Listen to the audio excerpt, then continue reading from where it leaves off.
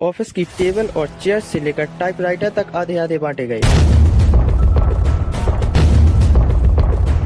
जिन्ना खुद को Muslim community का रिप्रेजेंटेटिव बताते थे। उस टाइम पर दंगे इतने ज्यादा बढ़ गए थे कि ट्रेनों में भर भर कर लाशें भेजी गईं।